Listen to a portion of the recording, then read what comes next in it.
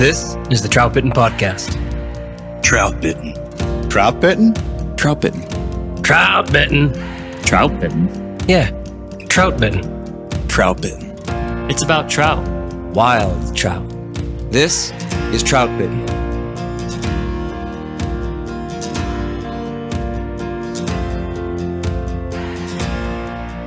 This is the Troutbitten Podcast, and thanks for tuning in. I'm Dominic Swantowski, the owner of Troutbitten and the author of Troutbitten.com. All right, so tonight's topic is about learning a new river, discovering its standards and its secrets. So we like mixing up these topics, and we've worked through some very detailed, tactical stuff in this podcast series. We've talked about streamer tactics and hatches. We've discussed the importance of efficiency. We've talked about bigger trout, about finding your water and sharing the water. And we did a full podcast on fly casting. You can find all of those and more among the first 3 seasons of this Troutbitten podcast, along with a wealth of companion resources on the Troutbitten website and on the YouTube channel. And for tonight's topic, a whole lot of the stuff in those other topics has to come together for this one. You can't really learn a river until you've learned to fish. You need some confidence in your skills to fish a section of new water, to fish it well, and then walk away with some opinions about what the river holds, rather than asking questions about your own techniques and decisions. Learning a river comes by dedicating your time. You must give a part of your life to a river to learn it from top to bottom. And yes, it takes seasons on the water just to crack the surface, and it probably takes a decade or more to crack the code. For many of us, for those who do live a fly fishing life, who dedicate our free time to pursuing trout and learning the game, the questions that a watershed asks are seductive. Why do you find fewer large trout in the lower island section in the fall? What river conditions are required for trout to move to the shallows in your river and comfortably feed after dark? When should you expect the sulfur hatch on your favorite river? And are there 2 sizes or just one? These questions have answers. And the more we fish one waterway, the more details we discover, the more data we enter into a catalog of knowledge about our favorite trout stream. Rivers are ever-changing, complex ecosystems of life, water, and land, influenced by weather, surrounding community development, and sometimes the anglers themselves. Nothing is static. Nothing is truly predictable out there. But there's also no denying the habits of trout. And once you spend time wading with these fish, observing their habits and watching how the changes affect their behaviors, then time itself finally stacks in your favor. The observant angler becomes part of that ecosystem, and he begins to predict the paths of trout by instinct. Achieving that level of knowledge is a rare reward, but it is attainable, and the journey toward that knowledge is a respectable pursuit. So I'm joined again by the Troutbitten crew, Trevor Smith, Matt Grobe, Bill Dell, and Austin Dando. We're missing Josh Darling tonight from Wilds Media. So I can tell you that each of these fishermen know their local waters exhaustively. From deep to shallow, from bank to bank, winter, spring, summer, and fall, they know the rhythms of their waters. Guys, how's it going? Good. Good. Hey, how we doing? Good. Fishing's good. Nice. What's the latest out there, Trevor? Ooh, everything's moving. Bugs are hatching. 3-dimensional. The daylight's increased. It's 3-dimensional 3D, fishing. baby. It's my favorite. See, I'm jealous of you guys. Tell me. I'm just jealous just because all this, you guys have ample opportunity and we're in the midst of runoff. And so our chances get minimal this time of year. That is out tough. Here. Real tough. We'll send you There's- fish pictures and make you feel better. I mean, there's still play. You can, like, if you want to fish, you can fish. It's right. just, it ends up I being, was just going to ask that, Matt. but it condenses people. Mhm. There you go. So right now you're saying in Montana, for the most part, everything's kind of high and muddy and cold. Yeah, it's But high, but there's muddy. still places to find some water to fish. There's still tailwaters. Yeah. And basically anything from a tailwater down to where a tributary dumps in is fair game. And then some spring creeks Neat. we'll fish, and then some other places that might have like a northernly facing mountain, might not melt as quick as others. Yeah. But Sure. overall, long story short, everybody gets kind of crammed into a smaller area out here during this time. And, you know, you got to get creative like we've talked about in the past couple episodes. Yeah. That happens here. I call it the perfect storm, when all of the stocked waters are closed and then many of the other wild trout streams are blown out, and you have one or two, just often one, of our favorite streams is just, well, hey, that's flowing perfect. So everybody fishes it. And everybody who has cabin fever before the official opening, second week of April. Yeah, I call it the perfect storm. It's like everything's set up. If anybody wants to fish, you know right where they're going to be. Right. Very similar. Yep. The habits of anglers Yep. are predictable, right? Absolutely. Hey, you guys have your mugs? Trevor has his mug. I see it. That's a nice mug. Nice. I know. It's a great mug. I need my mug I know, brother. I got to mail you your mug and your leaders for the win a couple every weeks week. ago. This is like 3 weeks. I know. I'm stuck with a 5-year-old Harvey leader. My Harvey leader's kinked. It won't castrate. I'll mail it out to him. Yeah, I got it. I'll put you in charge of all mailing. How's that, Trevor? You just That's mail fine. everything from Troutbitten. Don't agree I don't to know it. about that. Don't Yeah. agree to it. Don't do that to yourself. Remember, leaders will be coming someday soon. Trevor feels bad for me, so he's going to send me my leaders. I am. Yep. I'm just tying them up for you myself. Hey, did you get your second package, Matt? I did, and I got your message. Maybe Bill should be in charge of shipping. Yeah, Mr. Pen Pal. Yeah, he's already sending them sweetheart packages. Bill's a good. I mean, He's got a pen he pal. says he's going to get me red amnesia, and he does, and he sends it in 3 days, 3-day priority. I mean, the dude's What was the legit. second package? He's reliable. More amnesia. And I leave him a little note in there, some drawings. He does. It's an interesting drawing. Anyway. Yeah. It wasn't a picture of a trout. No follow-up question. And so it's come to this. And so it's come to this.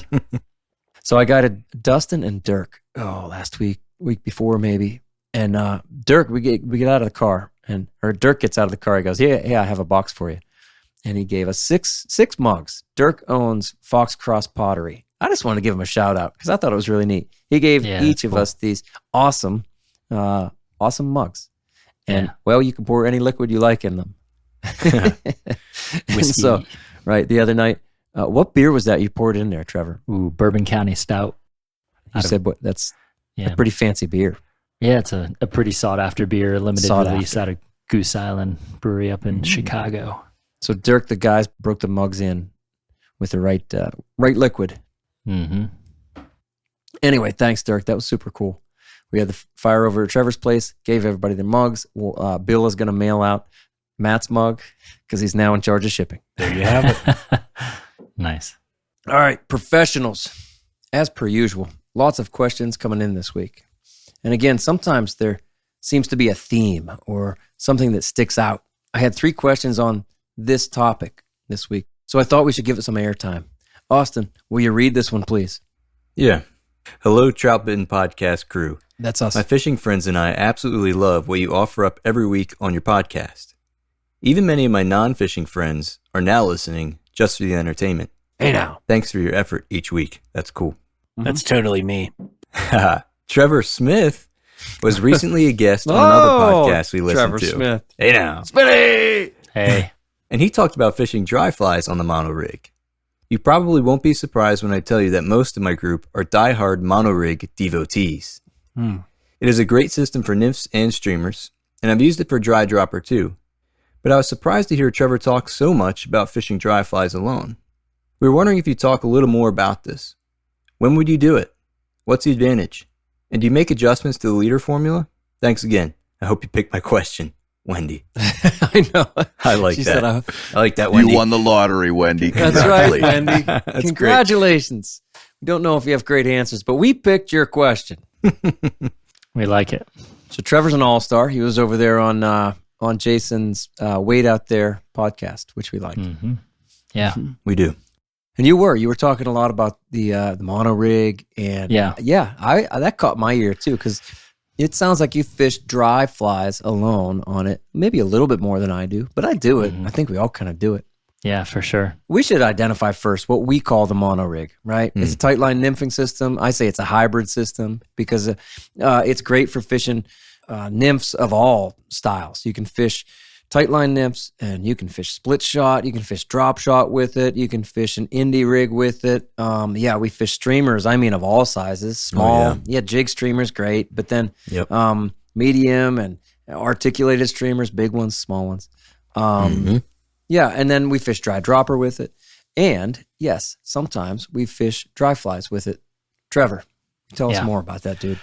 Yeah, I think to me, first of all, that versatility is what sold me on the mono rig, because probably many anglers have found themselves in similar situations fishing, particularly in times of year like we're in right now, where in a day on the water, you go through a lot of evolutions of what's the primary source of the trout's food, whether that be nymphs or bait fish, and then flies hatching and coming out on the top of the water. And you hate to miss out on any one of those aspects when you have actively feeding fish. And as all fly fishermen know, catching trout on a dry fly is one of the really special things about the sport.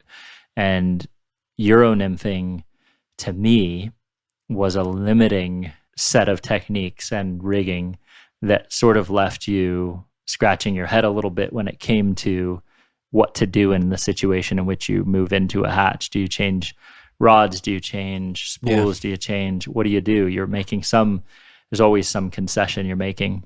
And so I have loved and always loved just the fact that on the mono rig you can throw dries, and much of the water that I fish doesn't require casts that outpace the mono rig's ability to cast these dries. And so if I'm presenting that fly at 20 feet or 25 feet, I think we've talked about maybe even out to 30 feet. It depends on the size of the dry you're trying to cast and how effective you are and what the wind's doing and everything. But man, I like getting close into the fish and being a little bit tactical in terms of your drift and approach. And I also just love the fact that on the mono rig, you have less effect on your line on the water from the current. Less drag. There's less drag. And there are situations in which you can tight line your dry fly, which is also a pretty awesome thing.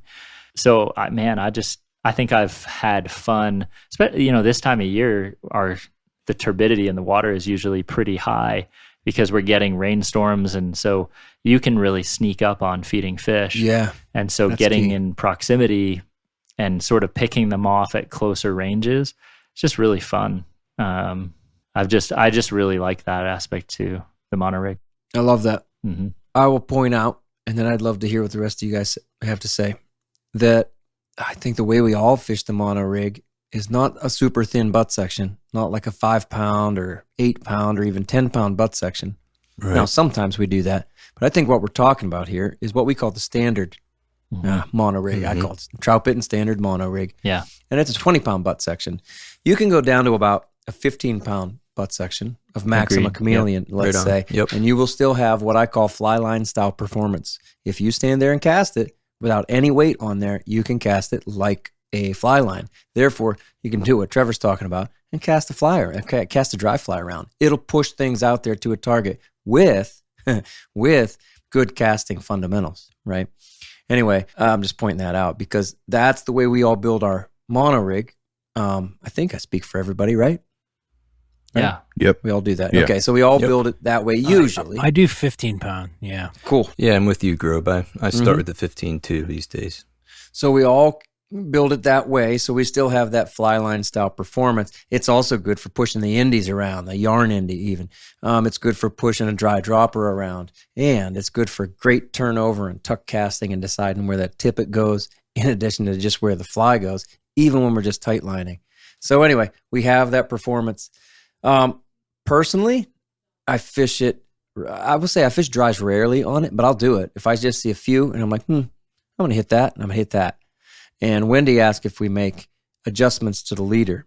I'm going to say, honestly, I don't. Now, I've written about the fact that I do, right? I've written, and I say, if I'm really going to fish with a mono rig and then dry flies, I'll often I used to take the sighter out and put some nylon, maybe 5X nylon on there instead of fluorocarbon. These days, I just kind of leave the sighter in. I just clip the nymphs off, put a dry fly on the point. Right on. And because I'm often amazed by the performance. What about you guys? Same. I'm in the same boat. Like the versatility, right, is kind of what we all started coming back around to. Trevor, you hit on that quite a bit, the versatility. Yeah. And the fact that, and the reason that works is that we can almost tight line to these flies or to this dry fly. Yeah.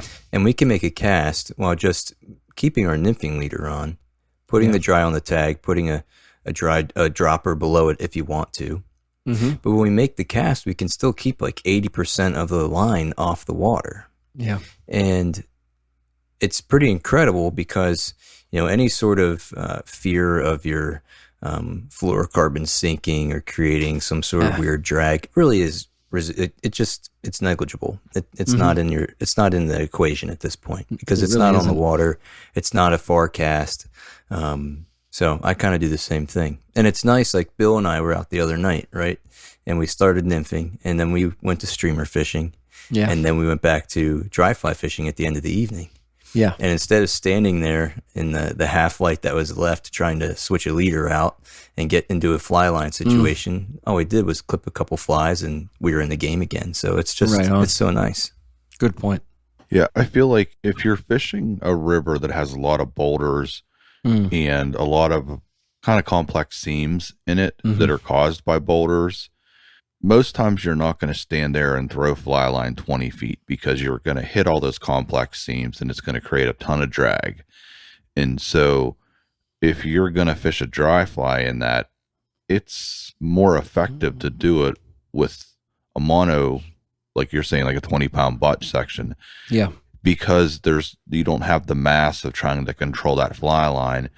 You're just kind of, picking apart those boulders, letting the fly drift right along the boulder. Yeah. Had a trip this weekend and the mono rig dry dropper was the ticket. And it was about half and half, like half of the fish took the dry, half of the fish took the dropper.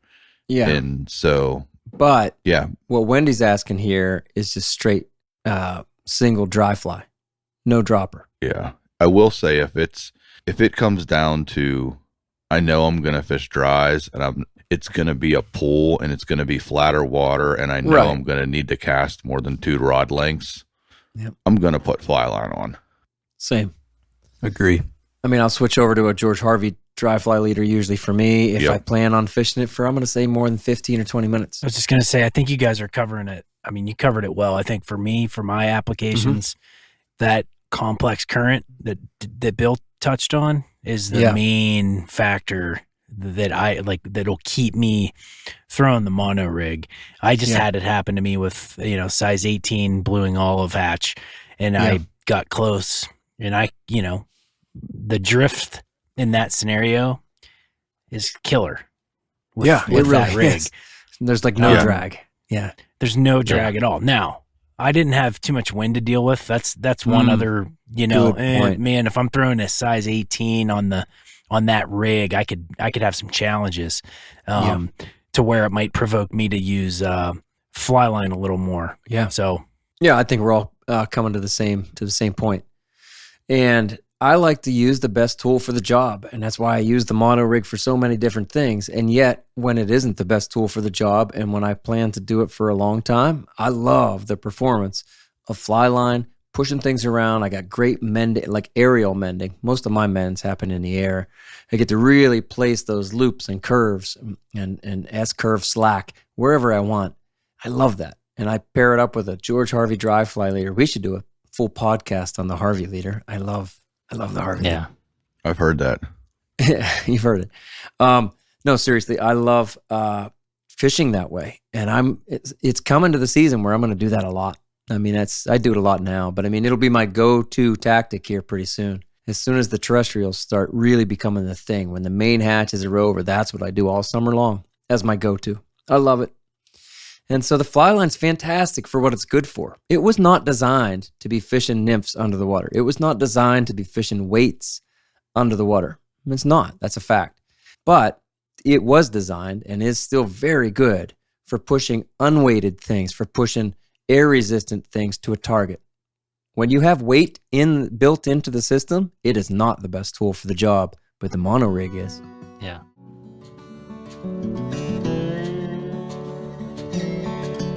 Precision Fly and Tackle is a family-owned business with a passion for the outdoors and a sense of adventure.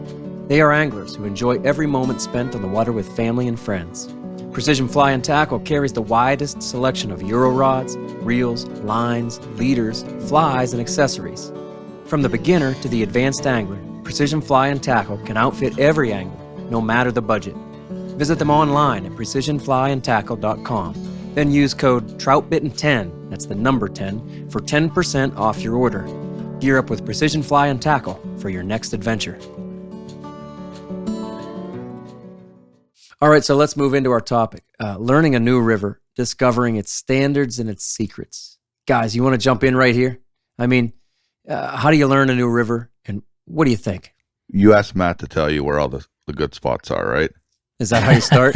Yeah, that's the shortcut. You'll end up catching carp. I'm not telling you. I don't know. I guess if I want to fish a new river, my first step is to research it. Yeah. I'm going to look at Google Maps, and I'm going to look for, bends in the river where I know there might be pools, or I'm going to look for islands because islands usually create structure. Yeah. And trout structure. Yeah. Yes. Then I'm going to try to find some information about the fish population. Is there a lot of them? Is there not a lot of them? Then I kind of know what I'm getting myself into, at least. Like, that's where I start. Mm-hmm. You're a big Google Maps guy, aren't you? Like 4 podcasts in a row, you got Del talking about Google Maps. Maybe, if they want to sponsor me, I'm good for that. I'm good with that. I don't think we're getting Google on board. This podcast is sponsored by Google. Wouldn't that be something? They don't need us. They don't need us at all. Bill, I liked your comment about even just the population. A lot of streams have, shocking studies or things like that, where they'll tell you, how many fish they shocked per section. And sometimes they'll even show you photos and tell you where the fish came from in those public studies. So definitely look for those things. Yeah, I agree. Yeah. It is a great place to start. Yeah, when you're doing your homework with that, I think another thing to understand is, is the stream you're fishing, right? You're doing all this legwork before you get there. Is it popular or is it not? Because if it's popular, you have a lot of information that you can get before even stepping foot in that creek. Yeah. Whereas if you're going to a B-list stream, something that you don't hear much from, you're going to be going in a little bit more blind than the popular. And I think that's just something you have to either embrace or, learn the hard way like the rest of us. Right. You have to kind of love it if it's that B or C list kind of stuff. And you have to love that exploration.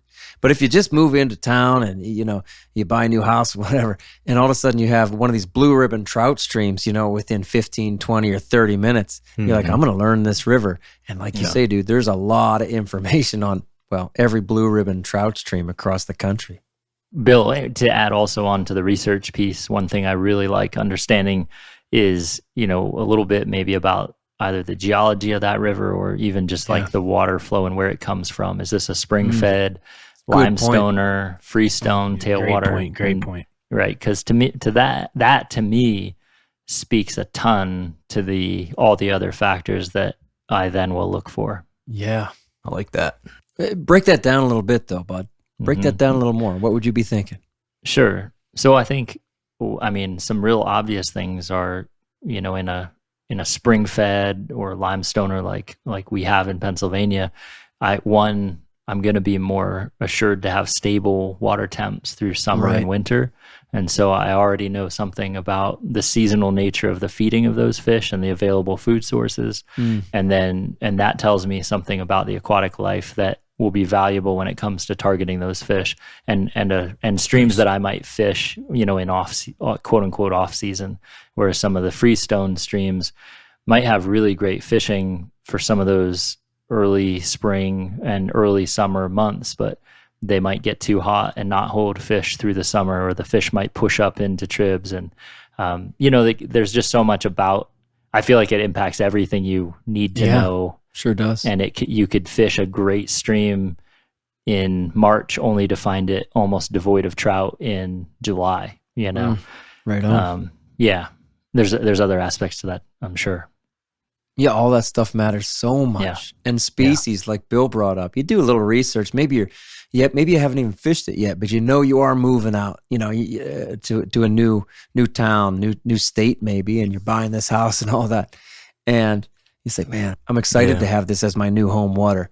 And we've all gone through stuff like that. You find out what's in there, and you find out for sure, is it a tailwater? Is it a freestone stream? Does it fish all year long? Is it spring fed? I mean, that's what we have here. And I know that when I came here, it was a long time ago, 1993, I was excited to come here. I was like, ooh, yeah. I knew about these waters. It's one of the reasons I went to Penn State. And, and I was gone for a little bit, and I was excited to come back because I knew that it's 365 days a year. You can expect to catch fish out of here, but certainly not everywhere, and that affects not just the population, but the habits of those trout. And I will say back then, I didn't understand that, but by now I do. I mean, I was younger then, I was less experienced, but boy, by now I have learned enough. Like I can compare the way these rivers fish, these spring-fed streams, with the way the rivers that are just an hour north of here, the way they fish. And they're freestoners. And, those trout do pretty much shut down in the winter. So they're much more eager to feed, boy, especially right now. You go north of here right now, and you have some skills, you can get into some trout. So the one thing, Matt, you have a more diverse trout species population in Montana. Do you take into consideration, like, this stream is going to have cutties, this stream is rainbows or browns? Like, does it change any of your approaches? Yeah, Bill, that's a good question. And it definitely plays into where my focus is. Mostly, from a seasonal standpoint, just because I'll take right now as a prime example. You could go into a heavily populated cutthroat stream right now, and they're spawning. I mean, whether it's a stream or a lake, and where I'm used to throwing, dry dropper in the summer to some of these, awesome pools, they won't fish right now just because they're not in that section. But if you don't do the research and understand that particular watershed is full of cutthroats, then you're going to go in there and be like, oh man, fishing stinks and it's slow. And that's not the case. You just chose the wrong time to fish that watershed, where right now, the rainbows are coming off of spawning, the brown trout are just in their element. And so you could go to a brown trout predominant area, which, from experience, that's probably where I'm spending most of my time right now, and have awesome fishing.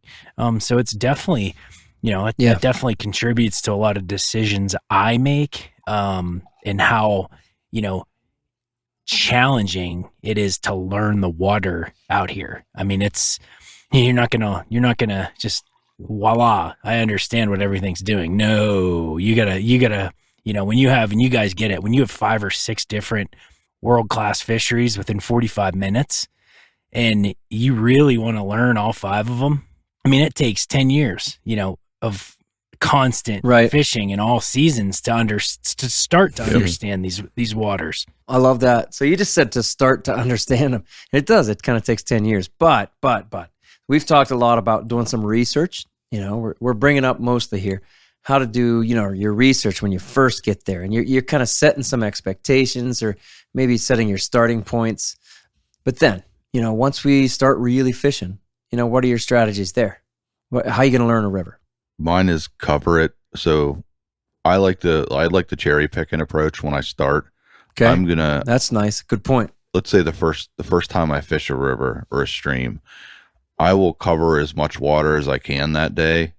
Maybe I'll fish 5-6 miles of it. It depends on the size of like if it's, let's say, a 20 feet wide stream, I'm probably going to cover 5 or 6 miles of it. Yeah. If there's enough access there. Yeah. If it's small, if it's 20 feet wide, you can cover a lot. Yeah.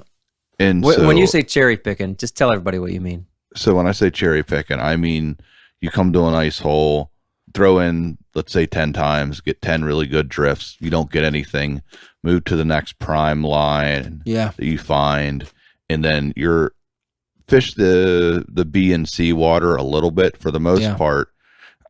And then when I do that, a lot of times I really like fishing newer streams when it's a cloudy or rainy day.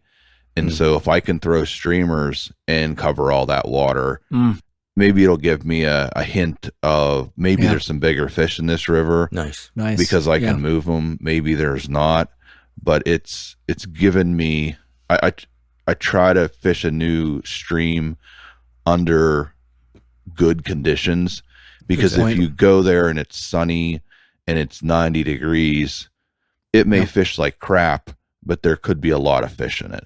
Yeah, you don't know if it's your fault or the weather's fault or the fish's fault. Yeah. You're talking about cherry picking. I do that a lot, when I'm fishing a new stream. And then as soon as I kind of get my feet under me for a new stream, and let's say I've fished it a dozen times, maybe less, I start to pick a section, one of my favorite sections, maybe a section I've had some success in. Then I'm going to go back, and then I'm going to do what I call the opposite of cherry picking to me is full coverage. Then I'll say, all right, I'm going to fish all this water. Because when we're cherry picking, like you said, you're going to hit the prime stuff the most, almost all the time, just prime. But how do we know what's prime? And you can make great assumptions, really great assumptions based on all the other rivers that you've fished, but you don't quite know about this river. And especially if I catch some, but it's not lights out by any means. And I'm like, man, I think there's more to be had. Maybe I learn eventually by doing full coverage in a great section that's 500 yards long or something, that on this day anyway, they weren't sitting in what I thought of as deep green prime undercuts or whatever. Wow, maybe they're sitting on the inside. Maybe they always do this, and I'll eventually learn that. Anyway, that's another thing I'll do. Cherry picking versus full coverage. That's a nice point, Bill. It's a good point too. I do the same thing kind of like you're talking about. Yeah. Yep. One other thing I'll throw in, I will 100%, if I'm fishing new water and I want to learn new water for the first dozen times, like Dom's saying, I'm nymph fishing. I'm not trying to throw streamers. I'm not trying to. That's fair. I'm not trying to dry fly fish. I mean, if I want to know what's in that river, I got the mono rig on and I'm tight lining some confidence flies. And you're trying for numbers. Yeah. I'm going after numbers, and I'm dissecting what that river is all about. And I feel like you can get a really good beat on that the first time you enter it. And then, and this is fast forwarding a lot, but as progression set, like as you visit that stream a lot, or if you're fortunate to be like us and live next to it, well, all of a sudden there's a point where you're pretty confident what's in that river and what you can do with a waltz worm and a prince nymph, right? And then it's about challenging yourself to, okay, I'm going to learn the hatches of this river. That's my next step. I don't know about you guys, but like when I get kind of fatigued in the sense of the numbers, then all of a sudden that river can throw you another challenge if you let it, and you can start learning emergences and body colors and mayflies, and then really try to catch fish on a dry fly. What do you guys think of that?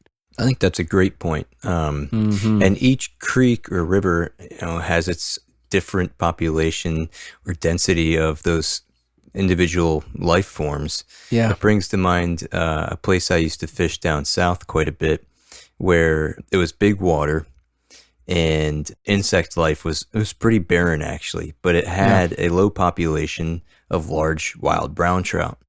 And mostly what was in there was only kind of stoneflies and sculpins. There wasn't a lot of mayfly activity, a little bit of caddis. So those were the patterns I'd fish mostly. I'd experiment with those other generic, mayfly patterns, but I often found that kind of following what the studies showed was in my advantage, and that's what I ended up doing best with. And that also came with time of learning and convincing myself that was actually true, because oftentimes it can be anything. Yeah. Matt, when you started talking about tactics, nymphing as your primary tactic to really explore and learn these waters, I realized I hadn't even thought of that. I always kind of think about these things beforehand. I hadn't thought of that. I mean, I love that. That's fantastic. That's the way we all kind of acknowledge. I think most people would agree. You can catch the most fish and really learn what's in there then by nymphing, with a good nymphing presentation and a varied nymphing presentation with an open mind and ready to hit all those water types. Trout are eating nymphs. I mean, that's it, and so you're going to be very limited, especially if you're fishing in December or January or even all the way through March and maybe April, especially where you are out there, Matt. Yeah, you're not going to fool these trout on dry. So you can't really learn a river unless you are taking the flies to the fish. Yeah. Yep. But you see, you have people do that, right? I've seen people that'll go out and they'll go onto these waters and throw a chubby Chernobyl. I see it out here all the time, right? That's like everybody's go-to. I'm going to throw a chubby Chernobyl and think I'm going to catch a bunch of fish. And it's like, that's not the right approach if it's your first time, unless you see a bunch of rising fish. You want to work that water, see what's going on. To your point, you got to do you have to have a little understanding of what's hatching, what insects are in the system. But like we can count on our hand, right? I mean, if you throw on a pheasant tail, a prince nymph, a soft hackle, or a waltz worm, in 90% of streams in America, you could probably catch a couple fish. For sure. Right. You add in the Troutbitten Superfly, you definitely catch fish. Shh. The legend grows. It could have been a prince nymph. That's just an added mystery. That's right. I was trying to throw people off. It's a prince nymph. Come to the sweetheart hole and you'll find out. I'll tie it on for you. Another thing I like looking at is just I like watching the gauges. I like weather in general, but I like to see what different levels look like on a river and and fish that river at all of its different kind of permutations of flows throughout the year and kind of find out. I mean, there are certain streams and rivers around here that either aren't worth fishing under certain flows, or you just know, like, I'm going to fish this section, I'm going to fish this particular style. And you kind of get, I mean, it shocks me all the time how many anglers show up to the water having no idea what the flows are like, and then being surprised and not being prepared to fish the tactic or the style, or even have the equipment needed to fish that river under whatever its conditions are that day. But if you're watching the flows, I would certainly say don't let high water turn you off, or even low water turn you off. Say, it's so low. Oh, it's drought conditions. Or, it must be blown out because I just saw it peaked. So what? Go fish it. We talked about this last week. And being that kind of angler who says, no, I'm really trying to learn this river, you might find out something special. You might find that, wow, when the flows come up, trout really move to the edges. One of our rivers, many people tell you, when the water comes up on a river, just go fish the edges, you'll be fine. And really, I think a lot of times that is true. And when it's really dirty, a lot of times you can just kind of stand on the banks and do presentations that only go 10 or 15 feet out or even closer to the bank. And you might do quite well if you're disciplined about it. However, one of our local rivers, I find that is not the case. When it blows out, and it kind of does frequently, I still need to get presentations that get into some of those best spots. It's a river full of structure, and I find that trout just want to hold right in that structure. They don't necessarily come over to the banks, not with any frequency. But you find out those things by going and fishing no matter what. Don't let it hold you back. If you're really trying to learn a new river or just dial in an old river, man, fish it in all conditions, right? I think that's a big deal. I was just going to say real quick and this should go without saying, but there are situations like where out here for 5-6 weeks, some of the rivers, like, you don't fish them. Nobody fishes them. Like, you're not going to prove anything to anybody to go out there and fish. Different. Right. Yeah. Blown out runoff in the West is different than what we're what you guys are talking about. And you guys get that. Thank you. Wanted to bring that up. It's just like, no, thanks. You don't. That's good. You don't need to prove anything fishing the Gallatin River right now. It's okay. Those fish they'll be there to catch in a couple weeks. We've actually had that a number of times here, even out here, with quite a wet spring. And there's plenty of rivers that I was like, no, I'm not going to fish that. It's a 2000 CFS. No. Right. And it's usually at 300. No, I'm not going to fish that. Yeah. Right. I've had people like, hey, should we go to this river? And I'm like, no. No, we should not. You can't even stand in it right now. That ain't going to work. Right. Like Matt said, you don't need to prove anything. Yeah. Yeah. So you talked about like levels. When I fish a stream for the first time, I prefer it to be up, maybe slightly above average. Sure. Especially if it's a stream that's smaller because Sure. often the smaller streams, the better fish will kind of move out from underneath undercut banks, deep holes, and kind of move their way into some of this to be less guarded. Yeah, sure. But it does pay to fish it when it's skinnier, because sometimes you can go back and you can see, you can visually see things in holes, and, you know, rivers and streams change a lot, but fishing it on the lower end of things might help you understand and fish it better when it does become high, because you know where you can cross a stream, because now, okay, this 30-yard stretch of river is only a foot deep, or it's like 3 inches deep when it's low. And so you know, hey, when the water does come up, you have the ability to come to this skinny water and fish it, or at least cross back and forth between the river so you can fish either side. Good point. Nice. I've learned so much about some of our bigger rivers under those drought conditions, and often I've just gone with learning in mind, Bill. Kind of like you're saying, I've said, it's going to be low. I don't even think I'm going to catch much, but I'm going to go and really look. And sometimes I'll walk through areas that I've never been able to even possibly walk through, and I've tried to fish through them. And you'll find that little trough, or you'll find that little pothole or big pothole, and you go, oh, that's where the fish are going to sit. And then they're always going to be there. Many of these are permanent structures. I call them permanent, basically, if they're made out of rocks. You know, the logs and stuff will get washed away. On bank structures and things will get washed away. But those rock formations in our lifetime basically are permanent. And if you find a pothole that's made that way, I mean, that kind of excites me. Really, it's one of the only really good things about drought conditions. You can really go learn a bigger river. Very true. In a way that you can't at any other time. Yeah, I like that. And that's the advantage of having bigger rivers around too, right? In those drought conditions, often our smaller creeks that may be local are not fishable, or maybe not worth fishing, or sometimes not even safe to fish. But those bigger rivers that offer, you know, larger diversity in depth and changes in terrain are kind of a blessing in those situations. Good point. Yeah, good point. Since 2010, Smith Creek, New Zealand has provided innovative, high-quality angling solutions designed to free up your hands, keep your gear in easy reach, and keep our waters clean. Smith Creek's award-winning rod clip attaches to your vest and grips a variety of rod sizes, freeing up your hands to tie a fly, change a hook, or release your catch. All Smith Creek products are built guide tough, using high-quality materials like anodized marine-grade aluminum, non-corrosive fasteners, and UV-resistant nylon. To learn more about other innovative products, such as the patented net holster, spent line wrangler, or rod rack, visit smithcreek.co. That's smithcreek.co. Tactical Fly Fisher was started in 2015 by Fly Fishing Team USA angler Devin Olson, with a mission to bring American anglers the techniques and gear that dominate the international competitive fly fishing scene.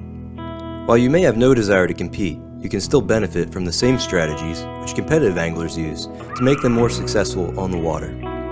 Whether you want to buy a Euro-nymphing rod, a Stillwater fly line, or just some hooks and beads to fill your fly box, we've got you covered. And our teaching materials will help you learn how to use whatever products fill up your cart. Head on over to thetacticalflyfisher.com and use the code TFF10 to get 10% off flies, fly tying supplies, or terminal tackle. One thing I've done a lot, and I've done this with every river in our area. I mean, every river. I'll fish it from bottom to top. Now, I like to fish upstream. I think most of us do. So seriously, when I moved back here especially, I said, I'm going to fish every one of these main rivers, and I've done it with every secondary river by now. From the bottom, I mean from the mouth, all the way up to the top, the headwaters. Literally the headwaters. And the only thing I skip over is occasionally when there's some posted stuff. Occasionally. Right. Sometimes. Okay. I'm a law-abiding citizen, Bill. Not bad.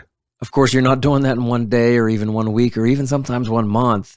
But if you're fishing every day, all right, even if you're only fishing a few days a week, or heck, even if you're a weekend warrior and you're going out there once a week on a Saturday, every Saturday, we'll take every Saturday and focus on one river and pick up where you left off, I don't know, the day before or the week before. If you can cover 5 miles is a lot for me, but I trust that you can do that, Bill. But if you can cover 1 mile of water in a day, and then you just pick up where you left off, boy, that's the way to really learn it. We've been talking about learning the habits of these trout in there, and especially the conditions, what happens when a lot of rain comes on this river we're trying to learn. But really, if you can cover every piece of that water from the mouth all the way up to the headwaters, to the very top, you are going to learn so much. Well, you're going to kind of learn everything about that river system, because in the process of covering all that, it might take you 30, 40, 50 days on the water. I don't know, how big is it, right? In the process of covering all that, you're going to hit a bunch of different conditions too. You're going to learn it. When we started talking about this topic, that's the first thing that came to mind, is how I got to do that with all of our rivers. And on some of them now, I've done it 2 or 3 times. Starting at the bottom, fishing as much as you can, and the next day or the next time you're out, picking up where you left off. I'll add also to that, you have like feeder streams and tributaries. Sure. It's also worth, exploring those at high water times. Maybe the fish are going to migrate into it. So you think in terms of the whole watershed, not just, your main river. That's a cool point. Well, right. Like that's all about the fly fishing life we talk about, right? You can add those things in because you don't want to bite off too much, but like that just shows you how never ending the sport is. And I think a lot of us love it for that, because there's just a never ending exploration feel to it because of all those tribs and the different hatches and, where fish relocate. Like if you get bored fishing, you probably should give it up because you're not going to do it forever. Right. Yeah. I always tell my kids the worst of all like human conditions is boredom. There's no excuse for being bored as a human being, especially in this information age. But as a fisherman, there's no reason to be bored, right? There's always places to go. I said, I have gone, once I've done the bottom to top, now I've gone back and done it again. And it's like a completely different river. It is. That's the cool thing is you think like you can learn a river well, and then you can get a big flood and that river system can change. Yes. And it's cool because it's like, okay, I need to rediscover where the buckets are. There's new logs down. There's a couple log jams in this run, or maybe my favorite bucket is now covered with logs and I can't fish it anymore. And so I got to find a new favorite bucket to fish now. I think recently this was sort of illustrated to me because Josh and I have been starting our night fishing for the year. And there's a stretch of river that we've fished before, and we've pretty consistently got into some better fish through this particular very specific area, and not fully understood the kind of depth of why that was. And we hung up on the bank there this past time and kind of moved over to it and sort of knowingly blew up that water, and we're kind of exploring that section of the stream. And here we find streams just kind of like there's a spring kind of seeping into that river out of the bank in that area, in addition to kind of an undercut bank underneath of that. And so you have this cool combination of persistent cold water flow through the summertime along with the shelter to house a bigger fish. And it drove home to me that, like, take the time, you mentioned this with the low water and exploring a stream, but take the time to maybe wade across to the opposite bank in a river that you pretty much only fish one side of, or that you fish from one side and fish it from the opposite side, and explore, like get up close and personal with some of the features that you see in that river. And when the fish start to speak to you and you say, I always catch fish in this section, make sure you know why. It's pretty cool. I do that on a very regular basis. I'll fish an area, and if I don't know the river, I'll fish this, and I feel like I got great drifts with my dry flies, nymphs, streamers, wet flies. Okay. I get my drifts, and often I'll wade right into where I was just fishing. And maybe I was nymphing, and I think like I got down deep enough. I think, I got my strike zone. I saw my slowdown on my sighter and whatever. And then I wade into it and I go, oh, that's deeper than I thought it was. Yeah. Or And Matt, you and I have talked about this a lot, just finding those like perfect potholes. And or I'll wade in and I'll go, oh, that's nice. That's wider than I thought it was. Or, here's the top end and the bottom end of the pothole, and that's only 4 feet long. I like that. That's where the fish was, and I missed them that time. Fair enough. I didn't know that pothole was there, but now I do. Now I know it's there. And you're collecting data. Yeah, and I don't even need low water like we were talking about to do that. I could just walk through it. I might not even be able to see my boots down there if I look down. Right. Sure, but in high water, I think that's a good example because you know where that sweet spot is. And they might even lay in there during high water. And, for sure. Guys might not cover that same pothole thoroughly because they think they're covering it on the edges and around when it's a couple hundred CFS higher than normal. But you got to wade out up to your belly button to get it out into that sweet spot. And it can really pay off for you having that mindset, Dom. Like Trevor was saying, I mean, often you just go over and you'd blow it up intentionally. Well, I'm done fishing here. Right. So and sometimes, I think accidentally this started for me when I would go to get my snags. Man, I screwed that up. Well, let me go get my flies. I don't know, just like to leave them in a tree. So I go get them and then, boom, I'd be down, to my belt line. I go, wow, that's deeper than I thought it was.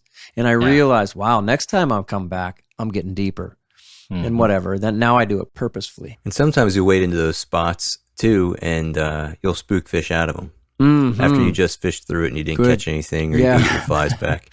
So I'll pay attention to where I spook fish from. Nice. And if I keep realizing I'm spooking them out of the same water type, then I'm gonna pay attention. That's a great point too. I think I had to overcome that fear, like you said, intentionally blowing up water as a hunter. Like in the hunting mindset, you really like if you pressure an area, you may completely eliminate it from the deer's routine, and so you're really conscious of putting that kind of a pressure on a deer, and yet the fish have limited options. They're like, I sometimes think about that when I'm standing there. I'm like, you've got from this bank to that bank, and you've got, like you can't go anywhere. That's right. Like, and so they're in this routine of being spooked, but then recovering, spooked and then recovering. And so I think sometimes people avoid. They're like, I don't want to walk over there. I'll just break off. But I don't know, make a habit of it maybe for our listeners of walking over and get your fly out, not to save the fly, but just to explore some more water. Sure. Absolutely. I think it is different with hunting. And I'm no hunter. Yeah. I mean, you know that, right? I'm a squirrel hunter. The mighty squirrel hunter. I'm a mighty. And once I fill my tag. He's got a few pelts on the wall. Yep. Anyway, it does seem pretty different. Like you said, you could push those deer or turkey or whatever out of that. Yeah. And you're afraid of doing that. My grandfather used to talk about that. Like, man, we're not even going to scout this area right here so hard. We're not going to do that because we don't want to push this game around. Right. Yeah. And I don't think it's the same with trout. For the most part, I think I can go do this, what we're talking about, kind of go explore that riverbed a little bit. And those trout are going to come right back in if they're residents for that area. So now, if you did it too often, you got to think, Matt, you believe quite a bit, right? That the angler pressure will push trout away from spots. I do. Oh, I agree with that too. I'm 100% on board with that. I mean, I've seen it way too many times out here to where there's, I don't know. They react. Everything in nature tends to react to overpressure at times. So that's when the tiddlers move in. That's when you're catching a lot of tiddlers. They got to go somewhere. Unless if you really do your job and go get those snags and you know where those secret spots are, you're just going to catch tiddlers. Right. Along those lines, like you can't, like if you find something good, don't abuse it. Like, that's a good point. So like, okay, I found a good stream and I caught a, I'm catching some bigger fish out of here. Don't go back every weekend and beat it up and fish like that, that 100-yard stretch every time. Yeah. If let's say you catch a big fish the first time in a river and it's out of spot A, there's more of those fish in the river. Like, don't limit yourself to spot A and then go back the next time and fish the next mile of river or whatever. Like, don't go back and just, because if you go back and abuse that, those fish are going to say, well, every Saturday I'm getting a hook wedged in the side of my face. It's Saturday. I'm not staying there. I'm going to migrate, out of this system, or, they're going to they'll start to figure it out. The more pressure you put on the fish, the harder the fishing will become. And so you're going to hurt yourself in the future. We've seen that firsthand, right? I mean, seriously. Oh, yeah. I think we've all seen that. Yep. I think we're all like that. And I can't tell you how many times I hear people say, well, the fishing wasn't as good as yesterday. And how much of it you're in the same spot. Yeah. Right. But you went to the same spot, and it has nothing to do with your flash selection or anything like that. There's only so many. We all acknowledge that a lot of fish are going to eat a Waltz worm. Right. But we also acknowledge that if you sat in the same hole day after day after day and pounded them with the same two flies, you're probably not going to do as good as if you just kind of moved on. Maybe you're following the hatch upstream, explore some different water, and you're going to have more success as opposed to just pounding the same stretch again. On that point, let me say, I don't believe at all that trout need to be caught on a fly to realize that's not the real thing. They can get conditioned to that copper bead Waltz worm just because they see bad drifts on it, or even good drifts on it, for over and over and over, and they go, that's not food, that's not food, that's not food. You know what? Today it's Tuesday. I saw that back there on Sunday. It wasn't food then. It's not, you know what I'm saying? Oh yeah, 100%. They get conditioned, and absolutely. They say, I'm not eating Waltz worms with a copper bead. Right. The same thing, I feel like for a while. I feel like you hear it more on dry fly anglers when the hatch gets the hatch is in its 14th day and people start altering patterns because the fish are getting picky, right? We hear that all the time. And John, to your point, it happens underneath the surface too. Like it does, right? You just might not see it, but it happens underneath the surface. Yeah, I think people don't recognize it as much under the surface. And I guess that's why, because we don't see the actual refusal and the rejection, but it has to be happening. We recognize that. Yeah. Yep. That's why I hardly ever guide the same places over and over and over, in the same week. I'll split it up. I've done it. And honestly, this season I've been guiding a nice section of water over and over, but because it continues to produce. But I'm saying that's the unusual thing. That's the anomaly. Usually, if I guide it 2 or 3 days in a row, that third day is, not on the same patterns, not with the same tactics, right? Sure. Yeah.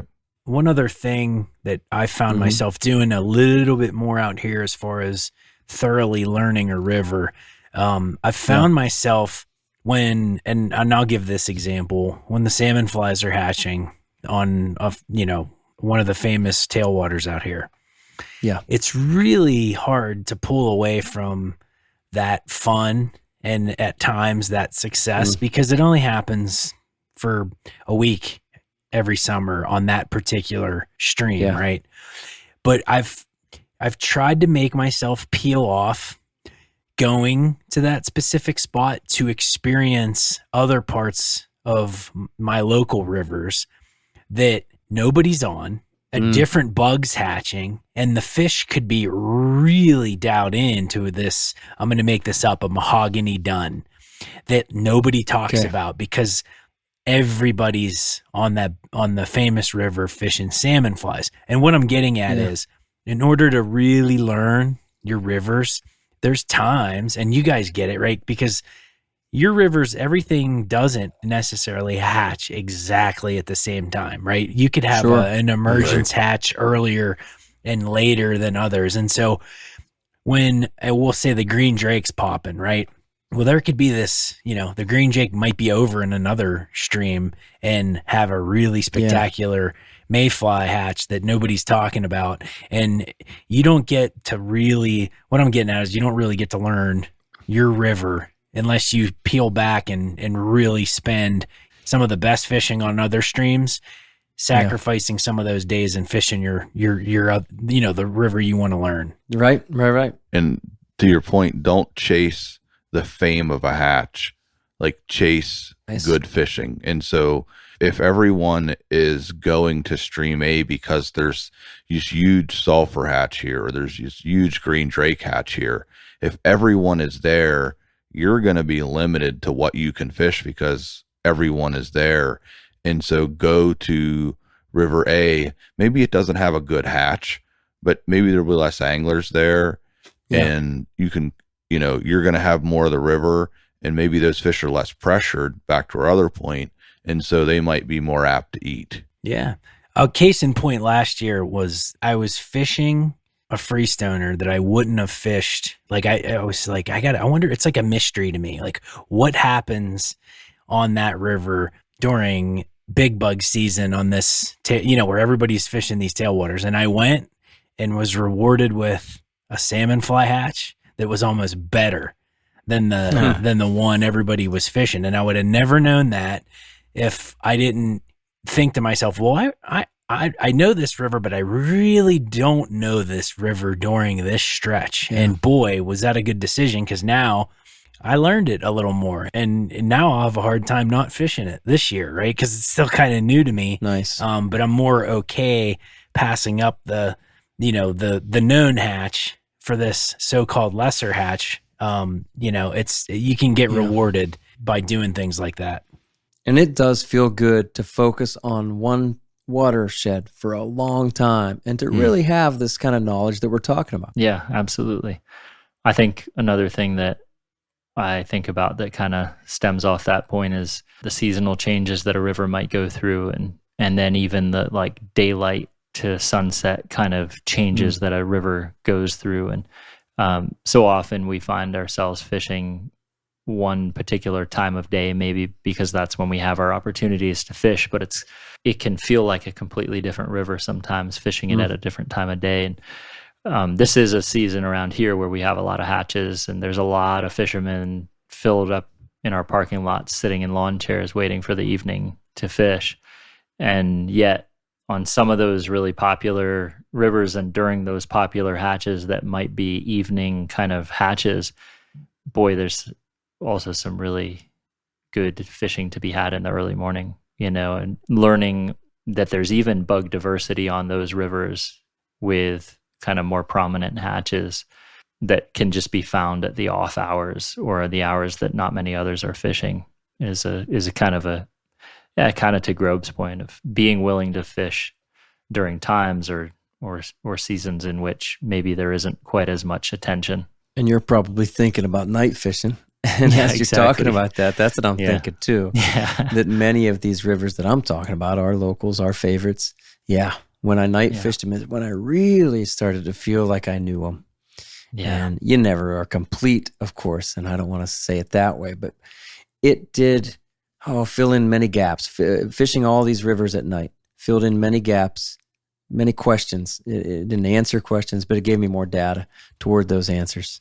So you brought about like different times of day, and I'll throw in like elements. So the two big things that affect rivers, at least when I'm fishing, are sun and wind. Mm-hmm. And so if you know that the wind is coming from this direction, if you know the river and it's going to bend in the next mile, and maybe you can walk down to that bend and it's going to block the wind. Or if you fished, since we're first light guys, there are some sections of river that I will not fish at first light anymore because the sun comes up and it's right in your eye and it creates a horrible glare. And so I'm either going to fish, if I can't fish from the other side of the river, then I'm going to kind of skip over that, and maybe I'll hit that later in the day when I don't have that horrible glare on the water. Yeah, and you almost have to be on you can look at maps and figure out your angles, where east is in the morning and where west is. But yeah, you almost have to be on the water and realize, you know what, there's a bend here, and this bend gets really windy. When the wind gets real bad, I don't want to be there. Hey, anything else, guys? I was curious, how about how much we share with other anglers, whether it be your best buddy who maybe has explored the stream before, or the guy at the fly shop across the counter. How much do we talk about new rivers, and what kind of information are we comfortable with asking or comfortable receiving from other people? I guess I'm pretty protective of if I've fished a river and I know it really well, to just, hey, Joe Bob asked me how this river is, and I'm like, it's got fish in it. Like, yeah, I'm not going to give him the Bible version of how this river is going to fish. How about the other way around, though? Like, you don't know it at all. Somebody else does. I don't like Dom, I think, wrote an article one time, don't tell me the secret. Right. I want to fish it. Maybe for me, I feel like I don't know a river until I've been on it. Like, I'll say 20 days. Then I feel like I've had a grasp of, I fished it a couple times of the year. I fished it in different conditions. And then I'm going to come back to the guy that knows the river. I think that's a really cool part of having like fishing friends that have done that, and then compare notes and say like, hey, did you catch one around the bend or under this rock? And sometimes things line up really well where you're like, okay, you kind of both figure the same things out. But I feel like there's other times where, hey, somebody likes this spot and somebody likes that spot. I think that's a really cool part of having close fishing friends that you can share that information with. Yeah, cool. Yeah. And even within those close fishing friends, though, you talked about the article I wrote. I think I called it Save the Discovery, because I love that discovery. I was saying about fish from the bottom to the top. I want to do that myself. And I don't even want the advice from my close fishing friends about like, hey, if you park here and you walk up, there's an undercut bank. No. I'll figure it out. And it's not that I'll figure it out better than you, but I don't even want your influence or your input. Because then when I'm going up there, I'm going to be going, oh, I better wait over there and fish that bank because Bill said that's the best spot. Nah, I love that discovery and that exploration because, I'll put it this way. We're talking about learning these new rivers, new to us rivers. I am a little sad when I have fished it from bottom to top. Now, I recognize there's plenty more to learn through the years, right? But when I've covered all of that water, when I've seen every mile, when I've seen every bit of that water from bottom to top, I get a little disappointed that here I am at the headwaters, And I'm always like, I've done that. And that exploration is kind of over for the first time anyway. Yeah, I can come back and do it again. Yeah, it'll be a little bit different. That discovery, that exploration to me is priceless. And I almost don't want it tainted or influenced by anybody else's opinion. So when people start asking me for that, if I was in a fly shop and somebody wants to have a conversation about this popular river, and like you said, Bill, I'm happy to share a couple things about semi-popular access. And I'd be happy to tell you, man, they were eating nymphs really low today. You had to get really low, Or boy, it was a shady thing. And as soon as I got back in the shade, I was doing all right. That's great. That's great information. But I don't like just sharing secrets that I think are better. You're better off learning them yourself. Nice. You want to save the discovery for everybody else too, whether they realize that they want it for themselves or not. You got to work for it. That's cool. I think that's the thing that's probably a little bit off-putting to most of us when, like you'll see a good fish posted or you'll see, I don't know, like the first thing everybody wants to know is where'd you catch it? What'd you catch it on? How'd you do? Like they want the list of details that in their mind are going to allow them to walk up to that spot, do none of the front work and catch the same fish. But that's not the experience that we are looking for. Right. And the great thing is you guys can all go out and learn a river like we're talking about, and you're going to learn very different things than I do. We're all going to learn different things about that same river. We're going to approach it differently. That's true. And then if you go and share kind of what we all know about that river, that's next cool. time we're over at your place, That's Trevor, cool. having a fire, then you can really learn some things even more. That's a good point. Yeah. In reflecting back to night fishing again, like I think that's been a cool thing for us to talk about because, I read Jim Bashline's book. I read everything Joe Humphrey said about night fishing. I learned everything you had to say about night fishing and then went out and fished some of the same waters and yet had some similar and some really different successes And so it's cool to share those together and sort of assimilate our information into a more comprehensive view of it. And honestly, it's kind of fun, I think, to realize like, I don't know it all, and I say I collectively, like it's fun to realize like there's more fish to be had than I've even realized, and there's more ways to catch them. Nice. And I remember last year we were fishing a local waterway all together, and I think Austin was the only one catching fish. And sure enough, like he's presenting his fly in a subtly different way. Must have been dragging. They must have been on the drag that day. Drag full drifts. He was. They were on crappy presentations that night. That's right. How do I make my presentation? The old garbage presentation. Go ahead, Trevor. It's the only explanation. No, I just think that stuff's cool. Keep talking about it, Trevor. Keep talking. Rub it in. You were saying how I was catching more fish. He was catching more fish. And I'll get you. And sure enough, he was doing something different that we could all learn from, right? I think he was fishing with the wrong hand. Lefty. Left-handed presentations. That's what required that day. Good job, loser. You guys are all so mean. Take that back. All right, there it is. That's it. Learning a river and discovering its secrets. So truly knowing a river starts by learning your skills. Learn the tactics to fish well, gain confidence in your presentations, and then dig in. Fish hard and fish often. Focus on one watershed. Then fish every access, every bend, every mile from bottom to top, and keep an open mind. In truth, all of this goes hand in hand. Committing yourself to fishing an entire watershed, or even just one river, from its mouth to the headwaters, is an inspirational undertaking that is sure to lead into unique situations. You'll be presented with new mysteries and fresh challenges. And across your seasons of exploration, you'll not only learn the water, you'll refine your fishing skills. Researching before we hit the water is exciting. Planning a trip and mapping out access is all part of the process. But nothing really starts until your boots hit the water. So fish all of it. Fish well beyond the boundaries of the special regs areas and learn some of the uncommon secrets of your river. Visit it in all 4 seasons and fish it from the surface to the riverbed. Fish it no matter the conditions. Do this without expectations, and what you find will surprise you. Knowing a river is one of the great joys in fly fishing, and as we watch it change through the years, it becomes like seeing a loved one grow and travel through life. These rivers become part of us. They're part of our energy and part of our identity. All right, thanks again for listening. Remember, if you enjoy these podcasts, then find the Troutbitten website with articles published 3 times a week, and find the Troutbitten YouTube channel with new videos every 2 weeks. Trevor, will you read us out? Remember, troutbitten.com is a free resource for all anglers. With over 800 articles, there are stories, commentaries, tactics, tips, and more. Find what you like through the top menu and through the search page. Navigate by way of the categories and the tags, too.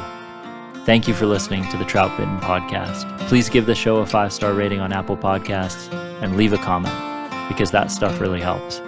Until next time, friends, fish hard, enjoy the day, and find your life on the water.